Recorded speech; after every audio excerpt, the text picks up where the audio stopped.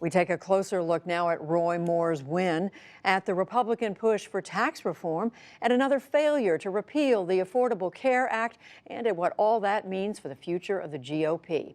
With Tom Davis, a former member of Congress who headed up the committee in charge of electing more Republicans to the House, and Matt Schlapp. He's the chairman of the American Conservative Union and the former White House political director under President George W. Bush. And for the record, we note that Matt's wife, Mercedes Schlapp, is a senior communications advisor to President Trump. And we welcome both of you back to the NewsHour. Tom Davis, I'm going to start with you. What happened in Alabama? The candidate, the president, the Republican establishment was backing, lost to Roy Moore, who may be the most conservative candidate to run for a Senate seat in this modern era. He's certainly an exotic candidate, but there were some Alabama characteristics to this race, I think, that were peculiar to Alabama. The way that Senator Strange was appointed by a governor who they felt he'd under-investigated, I think that blew up on him. I think a Luther Strange run, basically not as the incumbent and appointed by that governor, you might have had a different result. I wouldn't read too much into this election. What do you mean? I think that this was a very Alabama-centric dynamic in this race that defeated Strange, who was appointed by a governor who ended up resigning. Matt Schlapp, do you agree with that, that it may not have a wider meaning? And what do you think it means for the general election there? Well, to continue this full disclosure, I also have to let you know that Tom Davis's son used to work for me, so I don't know what's going on here. But who's a great young man. But I think that this election in Alabama actually is indicative of a very big trend that's going on within Republican politics. I agree with Tom completely that there are reasons why this election went the way it did, and it did have to do with what was seen as a corrupt bargain about the former governor and the fact that Strange was an appointed candidate, and then he got so imprinted with the leadership in the Senate. None of those things were positive. I think the big trend we have to understand is that Republicans, it's not that ideological. It's not really moderate versus conservative right now. Republicans out there in the country, they are just so frustrated that on the big central issues, they don't see Republican majorities in the House and the Senate fulfilling the promises, starting, number one, with Obamacare. And they got to get taxes done. If they stub their toe on that, we are going to be in a very, very bad situation as a party, because it's going to look like we're not delivering on the promises we've made. Well, how big a setback, number one, Tom Davis, is this for the president, for Mitch McConnell? And what is it potentially going to mean for other Senate races? Well, it's a shot across the bow to the Republican leadership in both the House and Senate that they better get their act together and exercise some teamwork and get some things passed. What hasn't been talked about, there were a couple special elections yesterday in state legislatures. Republicans lost a state Senate seat in Florida, and they lost a state House seat in New Hampshire. There was a heavy, strong Republican seat. What's happened is you're finding the Republican vote being depressed at this point. Republicans are kind of down on their party, and Democrats are really juiced at this point, have a lot of excitement. And that can really skew turnout in favor of Democrats if the Republicans don't do what Matt Schlapp said they need to do, and that is pass some of these things that Republicans elected them to do. How do you see this, Matt? How big a setback for the establishment is what I mean? It's big. I mean, and once again, I don't think it's as ideological as some like to portray it. Yes, Roy Moore is a very conservative guy, and he's a strong Christian conservative. But really, the dynamic in Alabama was who could be closer to Trump.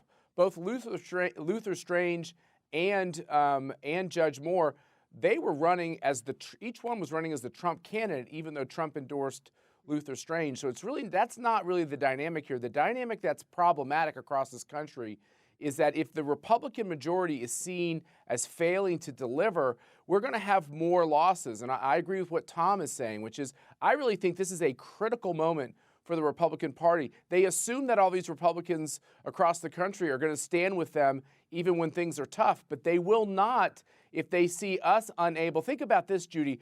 On these reconciliation votes, which is what all the health care votes have been so far and what this tax vote will be, what reconciliation means is they can do it if they want, just with Republican votes in the Senate. Even on those votes, they failed to pull together as a conference to get to 50. That is quite a stunning problem when you ran for 7.5 years after attacking the Obama agenda. So, Tom Davis, is the message then to Republicans to keep moving farther to the right, or is it to think about working with Democrats? I think Matt has made it clear they need to get things done. they need to try to solve But these how? as a team. By Look, I was in the House when we had 5- and 6-seat margins in the House, and we were able to pass legislation. It was almost as polarized as it is today, but we functioned as a team. I think right now some of these outside groups, some of the outside media get involved with this, and members aren't feeling part of a Republican team, but they either hang together or they hang separately. Republicans have got to pass tax reform, and that is a must, or I think they're doomed. Well, in whether it's tax reform or anything else, Matt, is the answer for Republicans, again, to lean more to the right, to bring in more Roy Moores, or is it to work across the aisle? The president said today he's prepared to work with Democrats on tax reform. Well, you know, Judy, I obviously chair a group with conservative in its title. I am a true blue conservative. I want to see the Republican conference in the Senate be conservative. I also am a strong Republican.